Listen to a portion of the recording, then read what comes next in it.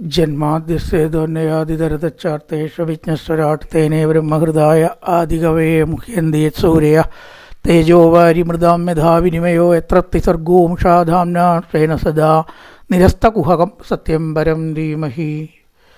നമസ്കാരം. സനാതന ധർമ്മസംഹിതകളിലെ വിജ്ഞാനശകലങ്ങൾ പങ്കുവെച്ചുകൊണ്ടിരിക്കുന്ന നാദശ്രീ ചാനലിലെ മറ്റൊരു ഭാഗത്തിലേക്ക് എല്ലാവർക്കും സ്വാഗതം.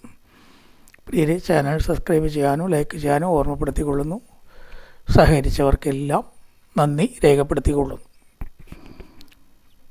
ശ്രീമദ് ഭാഗവതത്തിൽ തൃതീയ സ്കന്ധം 15-ാം അധ്യായത്തിൽ 31-ാമത്തെ ശ്ലോകമാണ് നമ്മൾ പറഞ്ഞു വെച്ച സന്ദർഭം.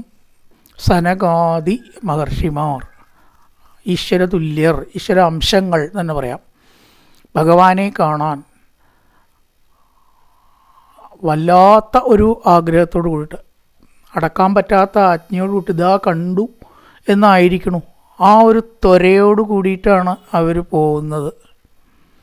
അപ്പം തടഞ്ഞ ആർക്കായാലും ഒരു ദേഷ്യം ഉണ്ടാവില്ലേ, മനസ്സ് പ്രക്ഷുബ്ധാവില്ല. ഇതാ അങ്ങോട്ട് കിട്ടി, ഊണിങ്ങോട്ട് കഴിക്കാറാവുമ്പോൾ അതിനെ അങ്ങോട്ട് തടഞ്ഞാലോ, ഏത് ജീവിയും ദേഷ്യപ്പെടുന്നു, ശ്വാക്കളൊക്കെ അല്ലേ. അപ്പോൾ ആ ഒരു അവസ്ഥ, ഭഗവാനെ കാണാൻ വേണ്ടി ഇങ്ങനെ നിൽക്കുകയായിരുന്നു, ഇതാ എത്തിയെന്ന് വരുമ്പോഴാണ് ഇവരുടെ തടയൽ. അപ്പം എന്തുണ്ടായി? സ്വാഭാവികമായിട്ട് കോപം വന്നു.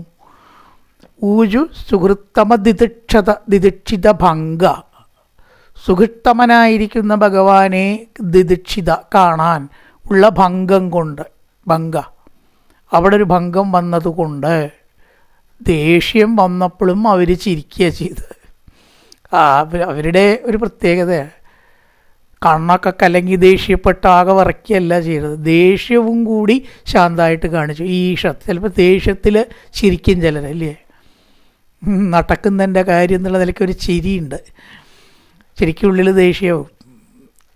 പല രീതിയിലാണല്ലോ ഓരോരുത്തർ. ഈഷത്ത് കാമാനുജേന, കാമാനുജൻ ദേഷ്യത്തിൻ്റെ നാഥൻ, കാമത്തിൻ്റെ അനുജനാത്രേ ദേഷ്യൻ എന്നാണ് നമ്മൾ പറയുന്നത്. കാമാനുജേന സഹസ ത ഉപപ്ലുതാക്ഷ, അല്പം വ്യാപിക്കപ്പെട്ട കണ്ണുകളോട് കൂടിയിട്ട് എന്തേ പറഞ്ഞേ?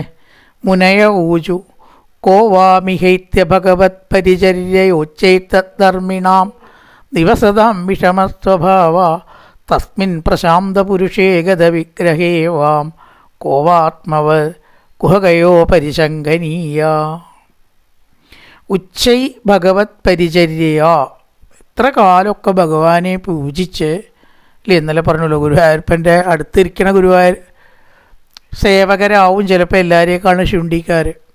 വട്ടിയെടുത്തിട്ടും തൊഴുകണവരെ ഉപദ്രവിച്ചിട്ടും അങ്ങോട്ട് മാറൂ, ഇത്ര ആളാ നിൽക്കണ കണ്ടില്ലേ, അങ്ങോട്ട് മാറൂ, മതി തൊഴുതത്. നമ്മളാരും ഇപ്പോൾ അവിടെ പാർക്കാനൊന്നുമല്ല പോണത്, അതെയോ, തൊഴുത് മാറാൻ തന്നെ പോണത്. എന്നാലും ക്ഷമയില്ലാണ്ട് ഇത് പറഞ്ഞുകൊണ്ടേയിരിക്കും. എന്ന പോലെ ഭഗവാനെ പൂജിക്കാനുള്ള നല്ലൊരവസരം ഇത്ര കാലം നിങ്ങൾക്ക് കിട്ടിയിട്ടും ഭഗവാന്റെ അടുത്താണ് നിൽക്കണേ, അമ്പലം കൂടിയല്ല. അമ്പലത്തേക്കാൾ ശ്രേഷ്ഠമാണല്ലോ ഭഗവാൻ ശരിക്ക് വസിക്കണ വൈകുണ്ഠം, അതല്ലേ ശ്രേഷ്ഠം. എന്നിട്ടും നിങ്ങൾ എന്തുണ്ടായി? സജ്ജനങ്ങളെ മനസ്സിലാക്കാനോ അവരോട് പെരുമാറാനോ സാധിച്ചില്ല. ഭഗവാൻ എന്ന് പറഞ്ഞാൽ ആരാണ്? ഗതവിഗ്രഹേ, വിഗ്രഹം എന്ന് പറഞ്ഞാൽ മത്സരബുദ്ധി, യുദ്ധം ഇതൊക്കെ അർത്ഥമാണ് വിഗ്രഹം എന്നുള്ള അർത്ഥത്തിനെ. പല രീതിയാണ് അർത്ഥം പോവുക. വിഗ്രഹം എന്ന് പറഞ്ഞാൽ നമ്മൾ കാണുന്ന വിഗ്രഹം എന്നുള്ള അർത്ഥത്തിലല്ല, അവിടെ പ്രതിമയല്ല, വിഗ്രഹം. അപ്പോൾ ആ മത്സരബുദ്ധി ഇല്ലാത്തതാണ് ഗതവിഗ്രഹേ. ആര്? ഭഗവാൻ. യഥാർത്ഥ മത്സരബുദ്ധി ഇല്ലാത്ത ശുദ്ധൻ ഭഗവാൻ മാത്രമല്ലേ ഉള്ളൂ, ശത്രുവില്ല, മിത്രമില്ല. ആ ഭഗവാനെ സേവിച്ചിട്ടും എന്തേ നിങ്ങൾക്ക് ഈ വക ബുദ്ധി തോന്നാൻ? നക്യന്തരം ഭഗവതീകതമത്ത കുക്ഷാവാത്മാനമാത്മനി നഭോ നവസീവധീര പശ്യന്തി എത്ര യുവയോ സുരലിംഗിനോ കിം ഉത്പാദിതം ഉദരഭേദിഭയം യഥോസ്യ. സമസ്തവും കുക്ഷിയിലുള്ളവനും, ഭഗവാന്റെ ശരീരത്തിൻ്റെ ഉള്ളിലാണ് ഈ 14 ലോകവും നിൽക്കുന്നത്. ലീനാനേക ത്രിലോകി എന്നൊരു പ്രയോഗമുണ്ട് നാരായണീയത്തിൽ, കേശാദിപാദം. ലീന എന്ന് പറഞ്ഞാൽ ലയിക്കുക. 14 ലോകവും ഭഗവാന്റെ ഉള്ളിലുണ്ടായിട്ടും ഒട്ടിയ വയറാത്രേ. നമ്മൾ 2 ഉരുള അധികം ഉണ്ടുമ്പോഴേക്കും അയ്യോ വയറ് വീർത്തു, വയറ് മുട്ടി എന്നൊക്കെ പറയില്ലേ. ഭഗവാന്റെ ഒട്ടിയ വയറാണ്. ഈ 14 ലോകം ഉണ്ടായിട്ടും വിമലമഭി കൃശമായിട്ട് നിൽക്കണു. യോഗികളുടെ വയറ് കണ്ടാൽ അറിയാവുന്ന ശരിക്കും എത്രത്തോളം അത് ഒട്ടി നിൽക്കണോ അത്രത്തോളം അവർ ആരോഗ്യമുള്ളവരുമാണല്ലേ. കുടവയറ് ആരോഗ്യത്തിന് പ്രശ്നമാണെന്നാണ് ഇപ്പോൾ പറഞ്ഞുകൊണ്ട് വരുന്നത്. ശരിയാണ്. എത്രത്തോളം വയറ് ഒട്ടുന്നുവോ അത്രത്തോളം അവരുടെ ശരീരം പെർഫെക്റ്റ് ആണ് എന്ന് അത്ര അർത്ഥം. നല്ല അഭ്യാസമോ യോഗമോ നടത്തുന്നവർക്ക് വയറ് ഒട്ടിയിട്ടുണ്ടാവുക, ഉന്തിയിട്ടല്ല. അപ്പോൾ ഇവിടെ സമസ്ത ലോകവും കുക്ഷിയിലുണ്ടായിട്ടും ഒതുക്കമുള്ള വയറോടുകൂടി ഒന്നും തോന്നുന്നില്ല. ആത്മാവും ആയിരിക്കുന്ന ഈ ഭഗവാനിൽ, ഭഗവതി എന്ന് പറഞ്ഞാൽ ദേവി എന്നുള്ള അർത്ഥത്തിലല്ല, ഭഗവതി പഞ്ചമ വിഭക്തി, ഭഗവാനിൽ എന്നുള്ള വിഭക്തിയാണ്. ഭഗവാൻ, ഭഗവതി, ഭഗവത ഓരോ ഫോംസാണ്. നപസി ആകാശത്തിൽ, നഭ ഇവ ആകാശത്തെ പോലെ, ആകാശത്തെ പോലെ എന്ന പോലെയും, ധീരന്മാർ ആത്മാവിനെ ഭേദമായിട്ട് നഹി കാണുന്നില്ല. ആകാശത്തിനെ ആകാശത്തിൽ വേറെ കാണാൻ പറ്റുമോ? ആകാശത്തിനെ എങ്ങനെയാണ് ആകാശത്തിൽ വേറെ കാണുക? ആകാശം കൊണ്ട് ഒറ്റൊന്നേ ഉള്ളൂ, അവിടെ വേറെ ഇല്ലേ. മറ്റൊന്നുണ്ടെങ്കിലല്ലേ വേറെ കാണാൻ പറ്റൂ. അതുപോലെ അറിവുള്ളവരും ജ്ഞാനികളും ഭഗവാനിൽ മറ്റൊരു ഭേദബുദ്ധി കാണാൻ അവർക്ക് കഴിയില്ല. ഒക്കെ ഭഗവാനാണ്. ഈ ലോകം മുഴുവൻ ഭഗവാനിലുണ്ട്. അന്തരം ഭേദമായിട്ട് നഹി പശ്യന്തി, ഒരിക്കലും ഭേദബുദ്ധി കാണുന്നില്ല. അപ്പോൾ ഈശ്വര ദർശനത്തിന് വരുന്നവരെ തടയരുത്. അവരുടെ മനസ്താപം ഈ തടയണവർക്ക് ഉണ്ടാവുന്നതാണ്. തടയാൻ പാടില്ല. അത് നിങ്ങൾ ചെയ്തു. അതുകൊണ്ട് ഈ കാവൽക്കാരായിട്ട് ഇവിടെ നിന്നു. നിങ്ങളാൽ ദേഹഭേദം കൊണ്ട് ഭേദബുദ്ധിയാണ് പ്രകടിപ്പിച്ചത്. ഭയം ഉദ്ഭവിക്കപ്പെട്ടു. തെറ്റായ രീതിയിൽ നിങ്ങൾ പെരുമാറി.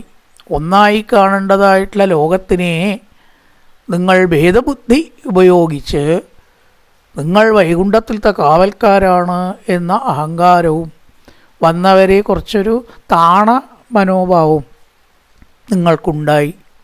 അതും ഞങ്ങളെപ്പോലുള്ളവർ. അത് നിങ്ങൾക്ക് നന്നല്ല. പശ്യന്തി എത്ര യുവയോ തുരലിംഗിനോ കിം, മോക്ഷം കിട്ടിയ ജീവന്മാരെ ഭഗവാന്റെ സാമീപ്യ ഭക്തി എന്നൊക്കെ പറയാണ് എങ്കിലും, പറയുന്നുണ്ട് അങ്ങനെയൊക്കെയാണ് ഇവിടെ എത്തിയവർ എങ്കിലും ഇപ്പം നിങ്ങളതിന് വിപരീതമായിട്ടാണ് പ്രവർത്തിച്ചത്. ഇവിടേക്ക് എത്തിക്കഴിഞ്ഞാൽ ഭേദബുദ്ധി ഇല്ല. വൈകുണ്ഠം എന്ന് പറഞ്ഞാൽ തന്നെ ഭേദബുദ്ധി ഇല്ലാത്തതാണ്. വിഗത കുണ്ഠത എത്ര തത്ര വൈകുണ്ഠം. ഏതാ വൈകുണ്ഠം? എവിടെയാണോ ഭേദബുദ്ധി ഞാൻ നീ എന്നില്ലാത്തത് അവിടെ വൈകുണ്ഠം.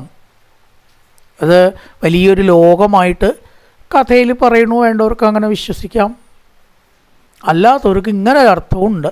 ഇപ്പോൾ 2 അർത്ഥങ്ങളും 3 അർത്ഥങ്ങളും ഭാഗവതത്തിൽ.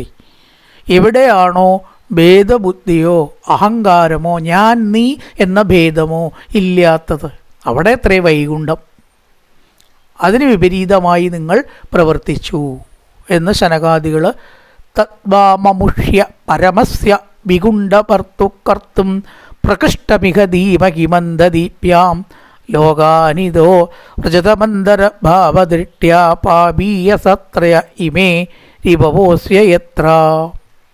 അതുകൊണ്ട് അത് ഹേതുവായിട്ട് വിഗുണ്ഠഭർത്തു, വൈകുണ്ഠത്തിൻ്റെ ഭർത്താവ് നാഥൻ, പരമസ്യ അമുഷ്യ ഭഗവാൻ, പരമൻ ഭഗവാൻ, വൈകുണ്ഠനാഥനായിരിക്കുന്ന ഭഗവാന് മന്ദദീപ്യാം, മന്ദബുദ്ധിയുള്ള, ധീ ബുദ്ധിയാണ്, മന്ദദീപ്യാം നിങ്ങളെ കൊണ്ട് ഭദ്രത്തെ ജനിപ്പിക്കാൻ ഞങ്ങൾ വിചാരിക്കുന്നു. കണ്ടോ, ദേഷ്യം വന്നിട്ടും സനകാദികൾ നിങ്ങളെ നശിപ്പിക്കുന്നല്ല പറഞ്ഞത്. അതാണ് അവരുടെ ദേഷ്യത്തിൻ്റെയൊക്കെ പ്രത്യേകത. ഒരാളെയും അവർ നശിപ്പിക്കില്ല.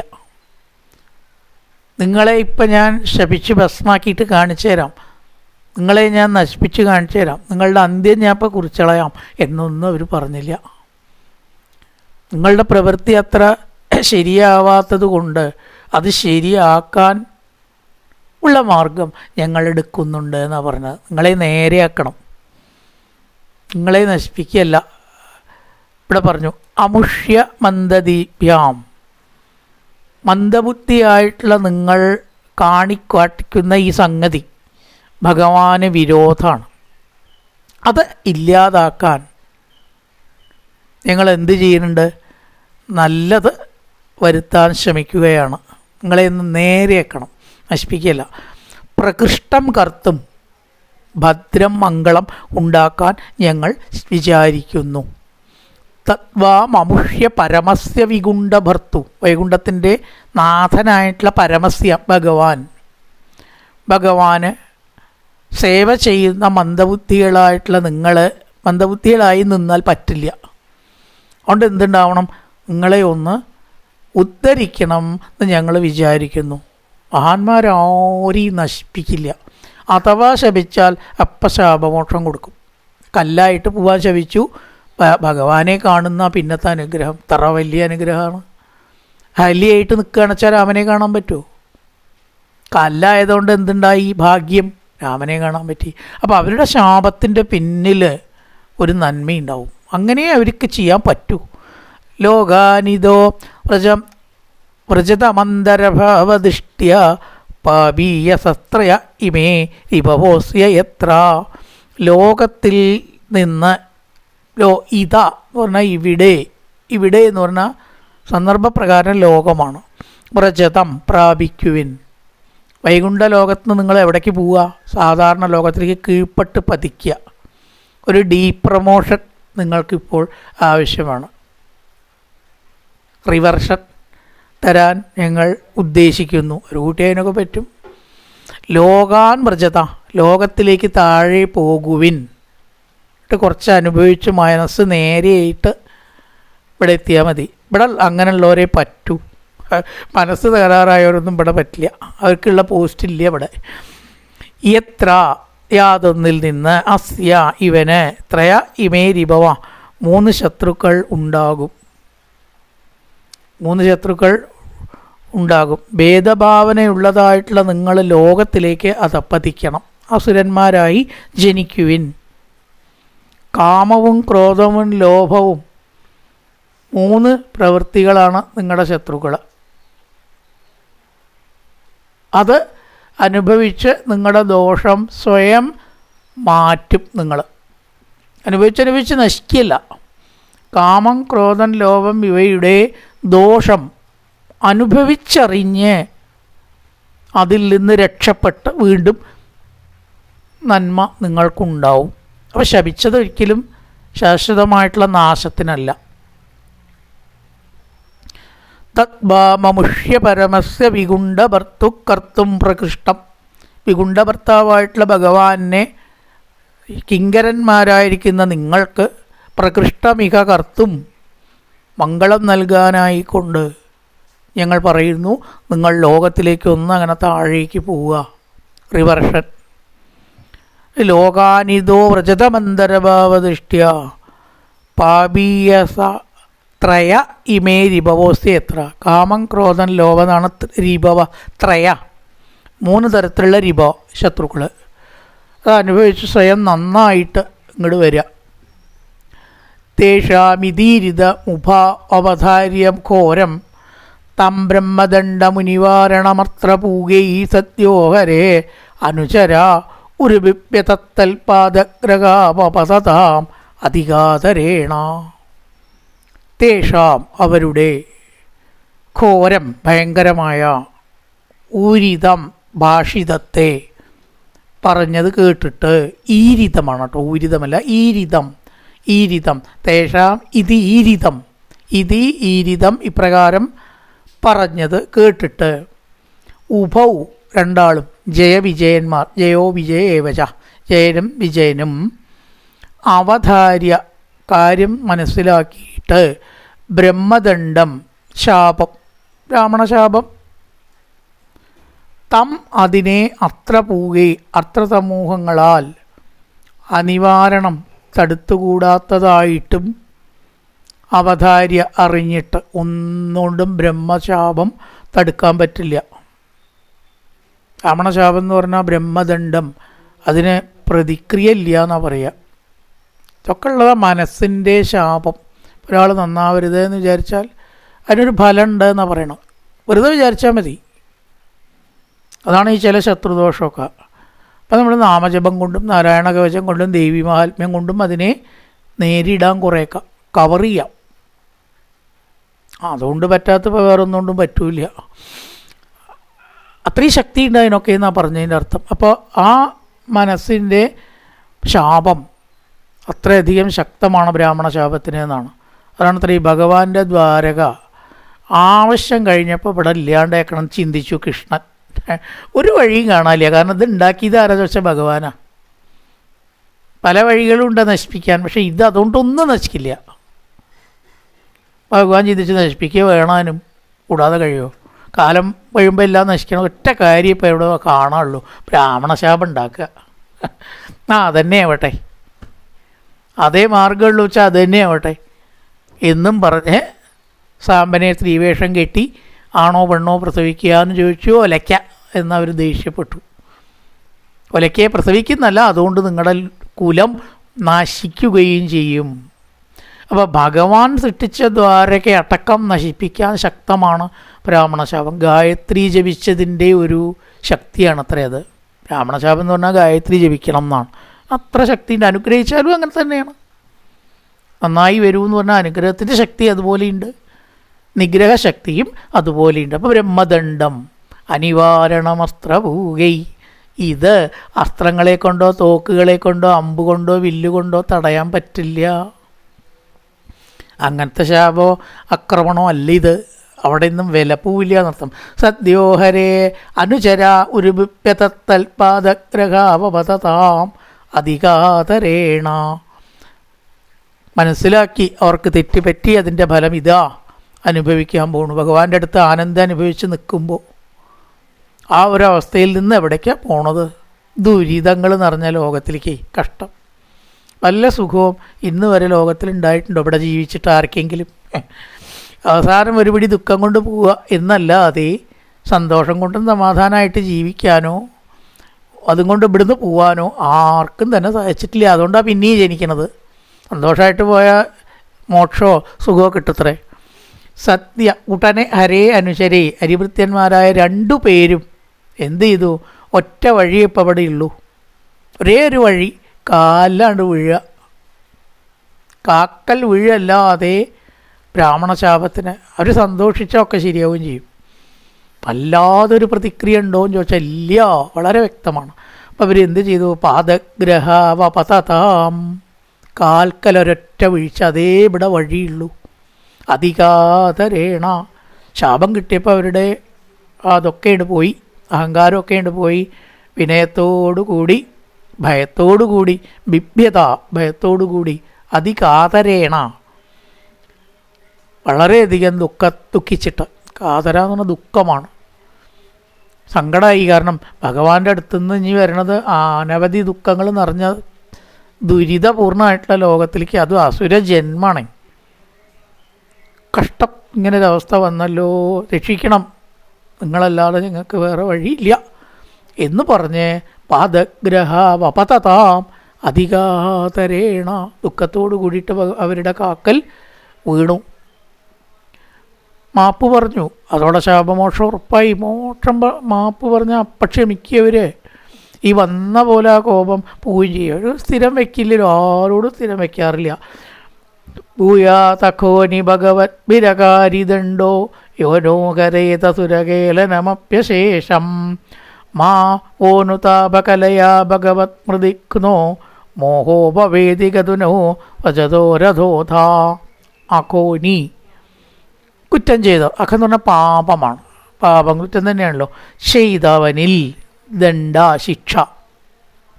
ഭഗവത് ഭി, ഭഗവാന്മാരാൽ.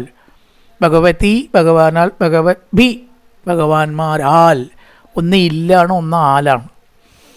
ഭഗവാന്മാരാൽ, ഭഗവത് ഭി, ഭഗവത് ഭി, ഭഗവാന്മാരാൽ അകാരി ചെയ്യപ്പെട്ടു. കുറ്റമുള്ളവർ ശിക്ഷ നിങ്ങൾ ചെയ്തു എന്നാര് പറഞ്ഞു? സനകാദികളോട് ഈ പാർഷദന്മാർ പറയണം. അതുകൊണ്ട് നിങ്ങൾ ചെയ്തത് തെറ്റാണ് എന്ന് പറയാൻ നിവൃത്തിയില്ല. ഭൂയാത് ഭവിക്കുന്നു. യ നൗ സുരഹേലനം, നല്ലവരെ നിന്ദിക്കുക എന്നത് ഞങ്ങൾ ചെയ്തു. സുരൻ എന്ന് പറഞ്ഞാൽ നല്ലവർ എന്നർത്ഥമുണ്ട്, ദേവന്മാർ എന്നർത്ഥമുണ്ട്. അവിടെ സുരഹേലനം, നിങ്ങൾ ദേവതുല്യന്മാരാണ്, ഈശ്വരതുല്യന്മാരാണ്, അവരെ നിന്ദിക്കുകയാണല്ലോ ചെയ്തത്. അശേഷം ഹരേത, ആ നിന്ദാഭാവത്തെ നിങ്ങളുടെ ശാപം ഒരുപക്ഷെ ഇല്ലാതാക്കും. കുറ്റം ഉള്ളവനിൽ ഭഗവാന്മാരാൽ ശിക്ഷ ചെയ്യപ്പെട്ടു. ശിക്ഷ കിട്ടിയാൽ ചെയ്ത തെറ്റിൻ്റെ പാപം പോയി. അതുകൊണ്ട് നിങ്ങളുടെ ശാപം അനുഗ്രഹമായിട്ടാണ് ഞങ്ങൾ എടുക്കുന്നത്. അതും ശരിയാണ്. ശിക്ഷ കിട്ടിയാൽ അപ്പം തന്നെ കിട്ടിയാൽ രക്ഷപ്പെട്ടു എന്നാണ് പറയുക. അല്ലച്ചഞ്ഞി അതെപ്പോഴാണ് വരിക എന്ന് വിചാരിച്ചിരിക്കണം. ഒരു തെറ്റ് നമ്മൾ ചെയ്താൽ അപ്പം അതിൻ്റെ ശിക്ഷ കിട്ടിയാൽ സന്തോഷിക്കുക, അത്രേ വേണ്ട. ഒഴിവാവാൻ നോക്കല്ല, ഒഴിവാവില്ല. അത് ഇപ്പോഴേ ഒഴിവായിട്ടുള്ളൂ, അത് വരുന്ന ഉറപ്പാണ്. അപ്പം അതിന് വേണ്ടിയിട്ട് എന്ത് ചെയ്യാം? എന്നല്ലെങ്കിൽ നാളെ അത് വരും, ശിക്ഷ അനുഭവിക്കുക ഭേദം. എന്നാൽ അതിൽ തീർന്നു. ഹരേത, അതുകൊണ്ട് ഞങ്ങളുടെ പാപം ഈ 3 ജന്മം കൊണ്ട് പോകും എന്നൊരു സമാധാനമുണ്ട്. അനുതാപകലയ, പശ്ചാത്താപത്താൽ ഈ ലോകത്തിൽ നിന്ന് കീഴ്പോട്ട് വ്രജതോ സഞ്ചരിക്കുന്ന, ഈഹ അധോധ കീഴ്പെട്ട് സഞ്ചരിക്കുന്ന നൗ ഞങ്ങൾക്ക് ഭഗവത് സ്മൃതിയെ ഉണ്ടാവണം. അതൊരനുഗ്രഹം ഞങ്ങൾക്ക് തന്നൂടേയും ചോദിക്കുകയാണ്. ഞങ്ങൾ പൊക്കോളാം, ശാപം ഞങ്ങൾ അനുഭവിച്ചോളാം, പക്ഷേ ഏത് ജന്മം അസുരജന്മം ആയാലും ഭഗവാനെ സ്മരിച്ച് കിട്ടിയിട്ടുള്ള ആനന്ദം അനുഭവിച്ചവരാണ് ഞങ്ങൾ. അതില്ലാതെ ഒരു നിമിഷവും ഞങ്ങൾക്ക് കഴിയാൻ വയ്യ. ആകെ ഞങ്ങളുടെ മനസ്സിൻ്റെ ആശ്രയം അതാണ്. അതുകൊണ്ട് ഏത് ജന്മമായാലും ഞങ്ങൾക്ക് ഭഗവാനെ സ്മരിക്കുന്നതിന് തടസ്സം വരരുതേ എന്നൊരു അനുഗ്രഹമാണ് അവർ ചോദിച്ചത്. ഭഗവത് സ്മൃതി ഖ്ന, ഭഗവാനെ സ്മരിക്കുന്നതിന് തടസ്സം. ഖ്നം എന്ന് പറഞ്ഞാൽ വിഘ്നം, നാശം, പല അർത്ഥങ്ങളുണ്ട്. ഖ്ന കൊല്ലുക എന്നുള്ള അർത്ഥത്തിൽ നമ്മൾ പറയും. പക്ഷെ ഇവിടെ തടസ്സം, അതിന് ഇല്ലായ്മ വരരുത് എന്നൊരനുഗ്രഹം ഞങ്ങൾക്ക് തരണം. പാപം ചെയ്തവർ ശിക്ഷ നല്ലത് തന്നെയാണ്, അതോടെ തീർന്നല്ലോ. ഭൂയാ തഖോനി ഭഗവത് വിരകാരിദണ്ഡോ, ശിക്ഷ ചെയ്തത് നന്നായി. യോനോഹരേത സുരഹേലനമപ്യശേഷം, ദേവന്മാരെ അപമാനിക്കുന്നത് കൊണ്ടുള്ള ദോഷം അതുകൊണ്ട് തീരും.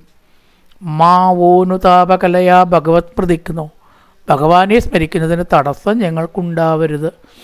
മോഹോ ഭവേദികതനോ വ്രജതോ രഥോത, കീഴ്പ്പെട്ടു പോയിട്ട് മായ ബാധിക്കുക, മോഹം എന്ന് പറഞ്ഞാൽ മായ ബാധിച്ചിട്ട് ഭഗവത് സ്മരണത്തിന് തടസ്സം ഉണ്ടാവരുതേ. ഏവം തദേവ ഭഗവാനരവിന്ദനാഭത്വാനാം വിബുദ്ധ്യ സതതിക്രമമാര്യഹൃദ്യ തസ്മിന്ദയോ പരമഹംസ മഹാമുനീനാം അന്വേഷണീയ ചരണൗ ശലയൻ സഹശ്രീ. ആര്യഹൃദ്യ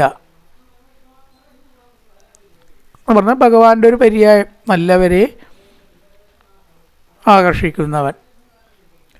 അരവിന്ദനാഭ ഭഗവാൻ തന്നെ, ഭഗവാൻ തന്നെ സ്വഭൃത്യന്മാരുടെ ഇപ്രകാരമുള്ള തെറ്റ് കണ്ടിട്ട് എന്നുള്ളതാണ് ഏവം അതിക്രമം. നല്ല ആൾക്കാരെ ഉപദ്രവിക്കുക, വേദനിപ്പിക്കുക ഒക്കെ അതിക്രമം ചെയ്തു ഭഗവാൻ. തൻ്റെ ഭൃത്യന്മാരെ, സജ്ജനങ്ങളെ അതിക്രമിക്കുന്നതായിട്ട് കണ്ടിട്ട്, അറിഞ്ഞിട്ട്, അവനറിയാൻ വല്ല പ്രയാസമുണ്ടോ? അറിഞ്ഞിട്ട് തഥാ ഏവ വിബുദ്ധ്യ, അപ്പോൾ തന്നെ മഹാലക്ഷ്മിയോടുകൂടി അവിടെ വന്നു. സഹശ്രീ പരമഹംസ മഹാമുനീനാം അന്വേഷണീയ ചരണവും. എങ്ങനെ വന്നു എന്നൊന്ന് വിശേഷിപ്പിച്ചു. മുനികൾ അന്വേഷിക്കുന്ന പാദചരണത്തോടു കൂടി അവിടെ എത്തി എന്ന് പറഞ്ഞാൽ മതി കാര്യത്തിന്. ഭഗവാനെയൊക്കെ ആകുമ്പോൾ ഒന്ന് വർണ്ണിക്കണമല്ലോ. ശ്രീദേവിയോടുകൂടിയും പരമഹംസന്മാരായിരിക്കുന്ന മഹാമുനികൾ സദാ അന്വേഷിക്കുന്ന പാദപത്മത്തോടു കൂടി മനോഹരമായ ചെന്താമരപ്പൂ പോലെയുള്ള പാദങ്ങൾ കൊണ്ട് സഹിതം, ശ്രീദേവി സഹിതം അവിടെ എത്തി. വിവരങ്ങളൊക്കെ ഭഗവാൻ അറിഞ്ഞു, മന്ദഹസിച്ചിരിക്കുന്നു. ഭഗവാൻ ആരും പറയുന്നു വേണ്ട ആണോ. ചലയൻ ആ പാദങ്ങളെ ചലിപ്പിച്ചുകൊണ്ട് അവിടെ വന്നു. യയൗ യാനം ചെയ്തു. ഏവം തദൈവ ഭഗവാൻ അരവിന്ദനാഭ. അരവിന്ദനാഭൻ ഏതൊരാളുടെ നാഭിയിലാണോ താമരയുള്ളത്, അരവിന്ദൻ താമര, പത്മനാഭൻ അർത്ഥം ഉള്ളവൻ, സ്വാനാം സതതിക്രമമാര്യകൃത വിബുദ്ധ്യ, തൻ്റെ സജ്ജനങ്ങളെ വേദനിപ്പിച്ചത് അറിഞ്ഞിട്ട്, തത്മിൻ എയോ പരമഹംസ മഹാമുനീനാം അന്വേഷണീയ ചരണവും, മഹാന്മാർ അന്വേഷിക്കുന്ന ചരണത്തോടുകൂടി സഹശ്രീ തസ്മിൻ എയോ, ലക്ഷ്മിയോട് കൂടിയിട്ട് അവിടെ എത്തിച്ചേർന്നു. തം ത്വാഗതം പ്രതിഹൃദൗ ത്വയികം സ്വപുംഭി തേ ചക്ഷദാക്ഷവിഷയം സ്വസമാധിഭാഗ്യം ഹംസശ്രിയോർ വ്യജനയോ ശിവവായുലോലച്ചുഭ്രാതപത്ര ശശികേസരശീകരാംബൂ. സ്വപുംഭി സ്വഭൃത്യന്മാരാൽ, പുംഭി എന്ന പുരുഷൻ മനുഷ്യൻ അർത്ഥത്തിലാണ് പ്രയോഗിച്ചത്. പ്രതിഹൃതവും പായികം, പ്രതിഹരിക്കപ്പെട്ടിരിക്കുന്ന ഔപൈകത്തോടു കൂടിയവൻ. കനകാദികളുടെ അരികത്ത് ഉള്ള ഭഗവാൻ എങ്ങനെയൊക്കെയാണ് ചോദിച്ചാൽ കൂട, ചാമരം, പാതുകം, വെൺകൊറ്റ ഇതൊക്കെ ഉണ്ടാവുമല്ലോ. വൈകുണ്ഠത്തിലത്തെ നാഥനാണ്. അപ്പം അതുകൊണ്ട് നർത്ഥം. പ്രതിഹൃതൗപൈകം സ്വപുംഭി ഒക്കെ പിടിച്ചുകൊണ്ടിരിക്കുന്ന തൻ്റെ ഭൃത്യന്മാരോടുകൂടി തേ ചക്ഷതാക്ഷവിഷയം സ്വസമാധിഭാഗ്യം, തങ്ങളുടെ സമാധിയുടെ ബലമായിട്ട് ഭവിച്ചവൻ. അവിടെ എത്തിയിട്ടുള്ള ജീവന്മാരൊക്കെ എത്ര തപസ്സ ചെയ്തിട്ടുണ്ടാവുക, കണക്കുണ്ടോ? അല്ലാതെ അവിടെ എത്താൻ പറ്റില്ലേ. അങ്ങനെ ധാരാളം തപസ് ചെയ്തതിൻ്റെ ഫലമായിട്ടുള്ള ഭഗവാൻ ഹംസശ്രീയോ, ഹംസത്തിൻ്റെ ശോഭ പോലെ ഇരിക്കുന്നവൻ. ഹംസത്തിന് നല്ല തേജസ് ഉണ്ടാവുന്നതാണ്, പ്രത്യേക വിശിഷ്ട പക്ഷിയാണ്. അതുകൊണ്ട് അതുപോലെ വ്യജനയോ, ചാമരങ്ങളുടെ വീശൽ നിമിത്തം ഇളകിക്കൊണ്ടിരിക്കുന്നതും ആയ വസ്ത്രത്തോടു കൂടിയവൻ, മുത്തുമാലകളിൽ നിന്ന് വീഴുന്ന വെള്ളത്തുള്ളികളോട് കൂടിയവൻ എന്നും പറഞ്ഞിട്ടുണ്ട്. അവിടെ തീർത്ഥസ്വരൂപനാണ് ഭഗവാൻ. എല്ലാ തീർത്ഥങ്ങളും ഭഗവാനിലുണ്ട്. എങ്ങനെയാവാം? അങ്ങനെ ഇളകിക്കൊണ്ടിരിക്കുന്നതും ആയ വെള്ളത്തുള്ളി വീഴുന്നതും ആയ മുത്തുമാലകളോടുകൂടി പരമഹംസശ്രീയോടുകൂടി വളരെ തപസ് ചെയ്യുന്നതായിട്ടുള്ള സന്യാസിമാരെ പരമഹംസൻ എന്ന് പറയും. ശരിക്കും തേജസ് അവർക്കാണല്ലോ ഉണ്ടാവേണ്ടത്. ഇവിടെ ഹംസശ്രീയ എന്ന് പറഞ്ഞാൽ ഹംസപക്ഷി അരയന്നം എന്നല്ല എടുക്കേണ്ടത്. എല്ലാം അങ്ങനെ എടുക്കും, അടുത്താലും തെറ്റൊന്നുമില്ല. പരമഹംസന്മാരുടെ തേജസ്സോട് കൂടിയിട്ട് ഭഗവാൻ തന്നെ വലിയ പരമഹംസനാണ്. കുറച്ചും കൂടി ഔചിത്യം അതാണ്. രണ്ടും കൊടുക്കാം. ഹംസശ്രീയോർ വ്യജനയോ ശിവവായുലോല, വ്യഞ്ചാമരം കൊണ്ട് വീശുന്നുമ്പോൾ മാലകളൊക്കെ അങ്ങനെ ഇളകുന്നുണ്ട്. വസ്ത്രവും മാലയൊക്കെ അങ്ങനെ ഇളകിയും കൊണ്ട് ശുഭ്രാതപത്ര ശശികേസര ശീകരാമ്പും, പെൺകൊറ്റക്കൊടയൊക്കെ പിടിച്ച് വളരെയധികം തേജസ്വിയായിട്ടുള്ള പരമഹംസ തേജസ്സോടു കൂടിയുള്ള ഭഗവാനെ അവർ കണ്ടു. അങ്ങനെയുള്ളതായിട്ടുള്ള ഭഗവാനെ അവിടെയുള്ള സനകാദികളും ജയവിജയന്മാരും കണ്ടു. രണ്ടു കൂട്ടരും കണ്ടുണ്ടാവുമല്ലോ, ഇവരൊക്കെ ഉണ്ട് അവിടെ. അപ്പോൾ അവർ വന്ന രണ്ടു കൂട്ടർക്കും കാണാം. ഈ കൃഷ്ണപ്രസാദ സുമുഖം സ്പൃഹണീയധാമ നേഹാവലോകകലയ കൃതി സംസ്പൃശന്തം ശ്യാമേ പൃഥ ഉരസിശോഭിതയാശിയ സ്വച്ചൂടാമണിൻ സുഭഗയം ദമിവാത്മധിഷ്ണ്യം. കൃഷ്ണപ്രസാദ സുമുഖം, എല്ലാവരുടെ ദുഃഖങ്ങളും ഇല്ലാണ്ടാക്കുന്ന, പ്രസാദത്തെ കൊടുക്കുന്ന കൃഷ്ണപ്രസാദ സുമുഖം, പ്രസാദാത്മകമായിട്ടുള്ള മുഖത്തോട് പ്രസന്നവദനം ധ്യായേ, അതൊരു മൗഢ്യോ ഉറക്കം തൂക്കലോ ഇല്ല. തേജസ്സോടുകൂടി പുഞ്ചിരിയോടുകൂടി ബൃഹണീയധാമ എന്ന് പറഞ്ഞാലോ ആഗ്രഹിക്കുന്നവർക്ക് ആശ്രയഭൂതൻ, ആശ്രയിക്കുന്നവർക്ക് ആശ്രയം കൊടുക്കുന്നവൻ. ബൃഹണീയധാമ, എന്താ നമുക്കൊക്കെ ഈ ലോകത്തിലെ ആശ്രയം?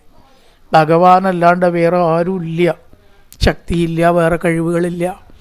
അപ്പം അത്തരം ഭക്തന്മാർക്ക് ഏക ആശ്രയം എന്താണെന്ന് വെച്ചാൽ ഭഗവാനാണ്. രാവിലെ നേരം വരെ ആ ഒരു പാദത്തിൽ മനസ്സുറപ്പിച്ച് നിൽക്കുന്ന ഭക്തന്മാർക്ക് ആശ്രയഭൂതനായ വിട്ട വേറൊന്നില്ല. സ്നേഹാവലോകകലയ, സ്നേഹപൂർവകമായ നോട്ടത്താൽ സ്പർശിക്കുന്നതായിട്ട്, നോട്ടം കൊണ്ടിങ്ങനെ ദുഃഖം ഒപ്പിയെടുക്കുക എന്ന് തോന്നും. ഓരോരോ നോട്ടം കൊണ്ടും ദുഃഖത്തെ ഇല്ലാണ്ടാക്കുന്നവനും, ശ്യാമേ, ശ്യാമനിറമുള്ളവനും ഉള്ളതും, പൃഥൗ, വിസ്താരമുള്ളതും ആയ മാറിടത്തിൽ. പുരുഷന്മാരുടെ മാറിടം എപ്പോഴും വിസ്താരമുള്ളതാണ് ഭംഗി. ഇയാൾ നേരെ ഓപ്പോസിറ്റാണ്. വിസ്താരമുള്ള മാറിടത്തോടു കൂടിയവർ പ്രകാശിക്കുന്ന സ്വചൂടാമണിയും, സ്വർഗത്തിൽ വെച്ച് ഏറ്റവും വിലപ്പെട്ട ആത്മധിഷ്ഠ സ്ഥാനത്തെ ശോഭിപ്പിക്കുന്ന ഭഗവാനെ അവർ കണ്ടു. അവർ കണ്ട ഭഗവാനെ ഒന്നങ്ങനെ വിവരിക്കുകയാണ്. നോക്കിയാൽ മതി, ഭഗവാന്റെ കടാക്ഷങ്ങൾ കിട്ടിയാൽ മതിയല്ലോ, കഴിഞ്ഞു അവൻ്റെ ദുഃഖങ്ങളൊക്കെ.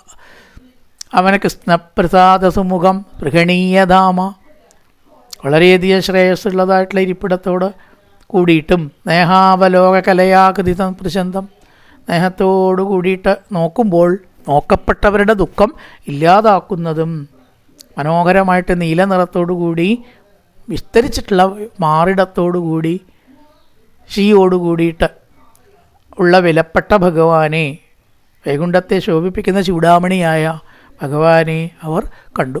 കായേന വാചാ മനസേന്ദ്രിയർവാബ്ധ്യാത്മനാ വാ പ്രകൃതി സ്വഭാവാൻ കരോതി യദ്യർത്ഥകലം പരസ്മൈ നാരായണായേതി സമർപ്പയാമി.